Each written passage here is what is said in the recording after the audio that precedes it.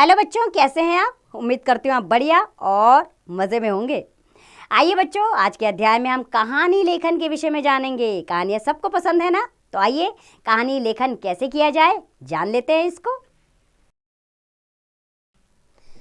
तो बच्चों, बच्चा हो या बूढ़ा, प्रत्येक मनुष्य कहानी सुनना या पढ़ना पसंद करता है। साहित्य की विभिन्न विधाओं में कहानी सबसे रोचक विधा है। कहानी के द्वारा प्रत्यक्ष अथवा परोक्ष दोनों प्रकार से मनुष्य को जीवन संबंधी अनेक शिक्षाएं मिलती हैं। विभिन्न घटनाओं से प्रेरणा लेकर कहानियां लिखी जा सकती हैं। अच्छा, कहानी के मुख्य 4 भाग होते हैं, आप इन्हें जान लीजिए। पहला होता है कथा वस्तु, यह यथार्थ और काल्पनिक दोनों प्रकार की हो सकती है। दूसरा होता है चरित्र अथवा पात्र, इसमें पात्र किसी भी भूमिका में हो सकते हैं, जैसे पशु पक्षी, राजा रानी आदि। उद्देश्य होता है तीसरा भाग इसका, प्रत्येक कहानी का एक उद्देश्य अवश्य होना चाहिए, अर्थात किसी उद्देश्य पर आधारित कहानी होनी चाहिए। और चौथा है कथोपकथन, यह प्रस्तुत पात्रों का वार्तालाप होता है, अर्थात इनके बीच में वार्तालाप होना चाहिए। अब आपको ये जानना जरूरी है कि कहानी लिखते समय किन बातों का ध्यान रखना चाहिए। तो बच्चों ध्यान रखिए, कहानी का आरंभ रोचक होना चाहिए। घटनाओं को एक के बाद एक क्रम में लिखना चाहिए। कहानी की भाषा सरल व रोचक व शैली सुंदर होनी चाहिए। कहानी हमेशा भूतकाल में लिखी जानी चाहिए।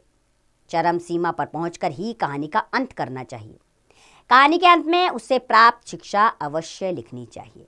आप इन बातों का ध्यान रखेंगे तो आपकी कहानी सच में रोचक होगी और सबको आनंदित करने वाली। आइए कुछ कहानियों को जान लेते हैं। जैसे पहले हमारी कहानी का विषय है भेदभाव मत करो। बहुत पुरानी बात है, संत कबीर गंगा नदी में स्नान करने गए। वे प्रभु का नाम लेकर लोटे में जल भरकर अपने ऊपर डाल ही रहे थे कि तभी वहां 5 ब्राह्मण स्नान करने के लिए आए। जैसे ही कबीर ने उन्हें देखा, वे सोचने लगे कि इन ब्राह्मणों के पास स्नान करने के लिए लोटा नहीं है, इसलिए मैं अपना लोटा इन्हें दे देता हूँ। ऐसा सोचकर कबीर ने अपने जल के लोटे को रेत से साफ किया और ब्राह्मणों को देते हुए कहा, महाराज यह लोटा ले लीजिए, यह आपके स्नान में काम आएगा।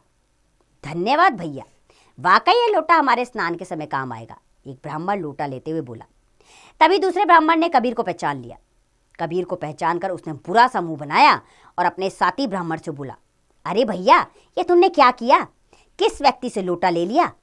तुम नहीं जानते ये कौन है? क्यों भाई, क्या हो गया? और ये कौन है? पहले ब्राह्मण ने पूछा। यह कबीर है जो जाति का जुलाहा है। दूसरे ब्राह्मण ने कहा, जाति का जुलाहा? सारे ब्राह्मण एक साथ बोले, राम राम, यह मैंने क्या कर दिया? किसके हाथ से लोटा ले लिया? इस लोटे से हम कैसे नहा सकते हैं? यह कहकर ब्राह्मण ने लोटा हाथ से फेंक दिया। लेकिन महाराज, मैंने इस लोटे को इसी पवित्र गंगा जल से साफ किया है। जब गंगा पवित्र है तो उसी के जल से धोया हुआ लोटा कैसे अपवित्र हो गया? संत कबीर ने हैरानी से पूछा। यह ठीक है कि तुमने इस लोटे को गंगा के पवित्र जल से धोया है, लेकिन तुमने इस लोटे को हाथ लगा दिया है, जिसके कारण यह अपवित्र हो गया। दूसरे ब्राह्मण ने कहा,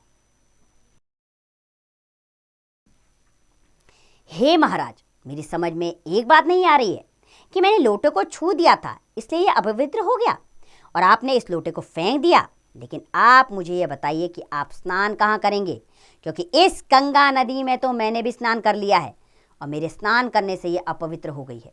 कबीर ने मुस्कुराकर ब्राह्मणों के समक्ष हाथ जोड़कर उत्तर दिया। कबीर की बात सुनकर 5 ब्राह्मण चुप होकर कबीर को देखने लगे और वहां से चले गए। कबीर वहीं खड़े खड़े मुस्कुराते रहे। इसके बाद आप शिक्षा लिखेंगे। अब इस कहानी से हमें क्या शिक्षा मिलती है?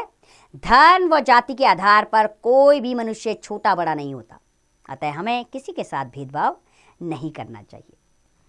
आइए बच्चों, अगली कहानी जाने। अगली कहानी का हमारा विषय है जैसी करनी वैसी भरनी।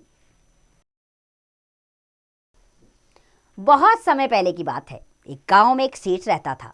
उसका परिवार बहुत धनी था, लेकिन कोई संतान ना होने के कारण वह दुखी रहता था। बहुत पूजा पाठ करने के बाद उसके यहाँ एक पुत्र का जन्म हुआ। वह और उसकी पत्नी बहुत खुश हुए। अब वे खुशी से अपना जीवन व्यतीत करने लगे। एक दिन सेठ के पुत्र को सांप ने डस लिया। सांप के डर से ही उसका पुत्र मर गया। सपेने ने सोचा कि कहीं सांप किसी और को ना डस ले, इसलिए वह सांप को पकड़कर सेठ के पास लाया और बोला, इसने आपके पुत्र को मारा है, आप इसे मार डालो। मेरा पुत्र तो पहले ही मर चुका है, अब इसे मारने का क्या फायदा? तुम इसे ले जाओ। सेठ जी ने कहा। सपेरा गुस्से में था, क्योंकि सांप ने सेठ की इकलौती संतान को ही मार डाला था। वह सांप को घने जंगल में ले गया। जैसे ही उसने सांप को मारने के लिए लाठी उठाई, वैसे ही सांप बोला, मैंने सेठ के पुत्र को अपनी इच्छा से नहीं डसा है, मृत्यु ने मुझसे डसने के लिए कहा था। सपेरे ने सांप को मारने का विचार छोड़ दिया और उसे पिटारे में बंद करके मृत्यु की खोज में निकल पड़ा। कुछ देर बाद उसकी मुलाकात मृत्यु से हुई। उसने मृत्यु से पूछा, तुमने सेठ के पुत्र को डसने की आज्ञा सांप को क्यों दी? मृत्यु ने हंसते हुए कहा, उसका समय समाप्त हो गया था। उसकी मृत्यु का जिम्मेदार समय है, समय ही सब कुछ करवाता है। सपेरा अब समय की खोज में चल पड़ा। कुछ क्षण बाद उसे एक बूढ़ा व्यक्ति मिला। सपेरे ने उससे पूछा, तुम कौन हो? उस बूढ़े व्यक्ति ने कहा, मैं समय हूं। सपेरा यह सुनकर प्रसन्न हुआ और बोला, तुम सेठ के इकलौते पुत्र की मृत्यु का कारण हो? समय ने कहा, उसके मृत्यु का कारण मैं नहीं, उसके कर्म है। अब सपेरा कर्म की खोज में निकल पड़ा। कर्म के मिलने पर सपेरे ने उससे पूछा, क्या तुमने सेठ के पुत्र को मरवा डाला? कर्म ने कहा, जो जैसा करता है उसे वैसा ही फल मिलता है। अच्छे कर्म करने पर अच्छा तथा बुरे कर्म करने पर बुरा फल मिलता है। अतः सेठ के पुत्रों को उसके कर्मों का ही फल मिला है। कर्म की बात सुनकर सपेरे को सब कुछ समझ में आ गया और वह वापस अपने घर चला गया। तो बच्चों, इस कहानी से हमें यह शिक्षा मिलती है कि हमें अपने कर्मों के अनुसार ही फल भोगना पड़ता है, इसलिए हमें सदैव अच्छे कर्म करने चाहिए। अगला कहानी के लिए विषय है हमारा संग शक्ति। एक विशाल जंगल में एक हाथी रहता था। उसे अपने विशालकाय शरीर पर बड़ा घमंड था। वह अपनी शक्ति के मद में चूर होकर इधर उधर घूमता फिरता रहता था और जंगल के सभी पशुओं को परेशान करता रहता था। जंगल के सभी पशु उससे डर से थर थर कांपते थे। वह कभी वृक्षों की टहनियों को तोड़ डालता तो कभी बड़े बड़े वृक्षों को अपनी सूंड से पकड़कर झंझोर डालता, जिससे पक्षियों के घोंसले टूटकर गिर जाते तथा घोंसलों में रखे हुए अंडे और नवजात पक्षी नष्ट हो जाते थे। इस प्रकार सारे जंगल में हाथी का आतंक छाया हुआ था। एक बार वह अपनी बस्ती में झूमता हुआ पेड़ पौधों को तोड़ता हुआ घूम रहा था। वहीं एक पेड़ पर एक चिड़िया अपने घोंसले के पास बैठी हुई थी। उसने चिड़िया के घोंसले को पेड़ से नीचे गिरा दिया और उसके अंडों को पैर से कुचल डाला। यह देखकर चिड़िया जोर जोर से रोने लगी। उसके पति ने उसे बहुत समझाया, पर वह लगातार यही कही जा रही थी, उस दुष्ट ने मेरे अंडों को कुचल डाला। जब तक उसे अपनी करनी का फल नहीं मिलेगा तब तक मुझे चैन नहीं मिलेगा। इतने बड़े हाथी का नन्ही सी चिड़िया क्या बिगाड़ सकती थी? करे तो क्या करे। वहीं पास के एक पेड़ पर कटफोड़वा रहता था। वे दोनों सुख दुख के साथी थे। चिड़िया को रोता हुआ देखकर वह उसके पास आया। उसने चिड़िया से कहा, बहन तू रो मत, उस शैतान हाथी को सजा अवश्य मिलेगी, मुझे एक उपाय सोचने दो। कटफोड़वे की बात सुनकर चिड़िया ने रोना बंद कर दिया। थोड़ी देर बाद कटफोड़वे ने चिड़िया से कहा, देखो मेरे दो मित्र हैं, मेंढक और मक्खी, हम तीनों मिलकर उस दुष्ट को मजा चखाएंगे।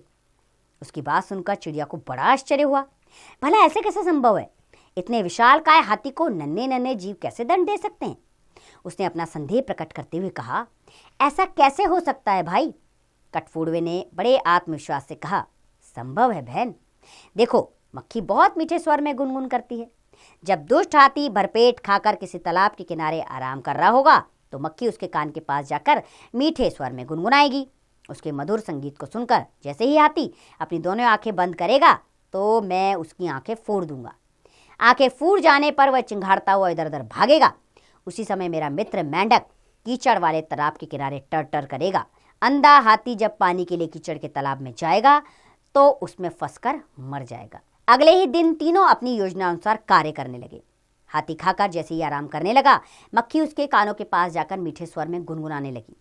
हाथी को मक्खी की गुनगुनाहट सुनकर आनंद आने लगा और उसने अपनी आंखें बंद कर ली। हाथी ने जैसे ही अपनी आंखें बंद की वैसे ही कटफोड़वे ने उसकी आंखें फोड़ दी। हाथी भयंकर दंड से बिखलाता हुआ इधर उधर भागने लगा। तभी मेंढक ने कीचड़ भरे तालाब के किनारे टर टर करना शुरू कर दिया। हाथी ने सोचा कि इधर पानी का तालाब है, शायद पानी से कुछ राहत मिल जाए। वह तेज गति से मेंढक की आवाज़ की दिशा में बढ़ा और भयंकर कीचड़ में फंस गया। उसने कीचड़ से बाहर निकलने का बहुत प्रयास किया, लेकिन वह उस कीचड़ में फंसता ही चला गया और तड़प तड़प कर मर गया। इस प्रकार तीन नन्हे जीवों ने मिलकर अपनी बलशाली शत्रु को समाप्त कर दिया। तो इस कहानी से हमें यह शिक्षा मिलती है कि एकता में बहुत शक्ति होती है, अतः मिलजुल कर कार्य करने से सफलता अवश्य मिलती है। अगला विषय है कहानी लेखन के लिए परिश्रम की प्रेरणा। किसी गांव में एक किसान रहता था। उसका उसका नाम श्याम था। वह अत्यंत आलसी व कमज़ोर था। उसके पास बहुत से खेत थे, किंतु वह कभी मन लगाकर खेती बाड़ी नहीं करता था। अतः उसके खेतों में कम अनाज पैदा होता था और नौबत यहाँ तक आ पहुंची थी कि उसके परिवार को भरपेट भोजन तक मिलना बंद हो गया था। इस कारण श्याम व उसके परिवारजन दुखी रहते थे। उसी गांव में एक महात्मा भी रहते थे। वे लोगों का दुख दर्द सुनते और उसे दूर करने का उपाय बताते थे। समय समय पर वे गरीबों की सहायता भी करते थे। अपने परिवारजनों को कष्ट में देखकर एक दिन श्याम भी अपना दुख दूर करने के लिए महात्मा जी के पास गया। उस समय महात्मा जी अपने आश्रम में फावड़े से खेत की खुदाई कर रहे थे। वे पसीने से तर थे। श्याम खड़ा होकर उन्हें देखता रहा, किंतु महात्मा जी अपने काम में इतने मग्न थे कि उनका ध्यान श्याम पर ही नहीं गया। काम समाप्त होने पर महात्मा जी की दृष्टि श्याम पर पड़ी। तब उन्होंने उसके आने का कारण पूछा। श्याम बोला, महाराज, सुना है कि आप दीन दुखियों की समस्याओं का समाधान करते हैं। मैं भी एक गरीब किसान हूँ। खेती बाड़ी सब कुछ है, लेकिन फिर भी हमेशा कमी बनी रहती है। इससे पूरा परिवार दुखी है। आज मेरे पास खाने के लिए अन्न तक नहीं है। कृपया आप मुझे कोई ऐसा उपाय बताएं कि मैं धनवान बन जाऊं। श्याम की बात सुनकर महात्मा जी बोले, बेटा, तुम्हारे पास खेती बाड़ी है, अनमोल वस्तुएं हैं, फिर भी तुम दुखी हो? यह आश्चर्य की बात है। श्याम ने हैरान होते हुए कहा, अनमोल वस्तुएं? कहाँ हैं वे? आप जल्दी मुझे बताइए, मैं आपका जीवन भर एहसान मानूंगा। महात्मा जी ने प्यार से श्याम के सिर पर हाथ फेरा और बोले, श्याम, पहले बताओ, क्या तुम मुझे वह वस्तुएं बेचना चाहते हो? मैं उसके बदले में तुम्हें खजाना दूंगा। श्याम प्रसन्न हो गया। उसने तुरंत कहा, महात्मा जी, मैं अपनी वस्तुएं बेचने को तैयार हूँ। महात्मा जी ने कहा, मुझे तुम्हारी एक आंख, एक पैर व एक हाथ की आवश्यकता है। इसके बदले में तुम्हें एक बड़ा खजाना दूंगा। श्याम घबरा गया और बोला, नहीं महाराज, मैं एक आंख, एक हाथ और एक पैर के सहारे कैसे रहूंगा? मैं तो अपाहिज हो जाऊंगा। महात्मा जी बोले, बेटा, तुम्हारे पास 2 आंखें हैं, 2 हाथ पैर हैं। अपने अंगों की शक्ति को पहचानो। इस मूल्यवान शरीर से शक्ति के अनुसार कार्य करो। जीवन में कभी दुखी नहीं रहोगे। महात्मा जी की बात सुनकर श्याम की आंखें खुल गई। वह उनके चरणों में सिर झुकाकर बोला, महाराज, जैसा सुना था आपको वैसा ही पाया। आपने मुझे मेरा वास्तविक खजाना बता दिया। श्याम खुशी खुशी घर लौट आया और अपनी खेती बाड़ी में जी जान से जुट गया। इससे उसका आलस्य जाता रहा और दिन रात के परिश्रम से उसके खेत लहलहा उठे। श्याम के घर में अब खुशहाली आ गई थी। वास्तव में उसे खजाना मिल गया था। तो इस कहानी से हमें यह शिक्षा मिलती है कि परिश्रम ही सब प्रकार के सुख व खजाने की कुंजी है। अतः हमें परिश्रम करने से डरना नहीं चाहिए। तो बच्चों, कितनी सारी कहानियां हमने पढ़ी। आइए आपके अभ्यास के लिए इसे दोहरा लेते हैं एक बार। तो साहित्य की विभिन्न विधाओं में कहानी सबसे रोचक विधा है। कहानी के मुख्य 4 भाग होते हैं: कथा वस्तु, चरित्र अथवा पात्र, उद्देश्य और कथोपथन। तो बच्चों, इस तरह आप भी कुछ विषय चुनिए और उस पर कहानी लेखन का प्रयास कीजिए। कहानी लिखना, सुनाना बहुत ही रोचक काम है, बहुत ही आनंद आता है। आपको भी अच्छा लगता है ना कहानी सुनना? इस तरह आप भी कहानी लेखन का अभ्यास कीजिए और सबको सुनाइए। अब इसका अभ्यास कार्य आप स्वयं कीजिए।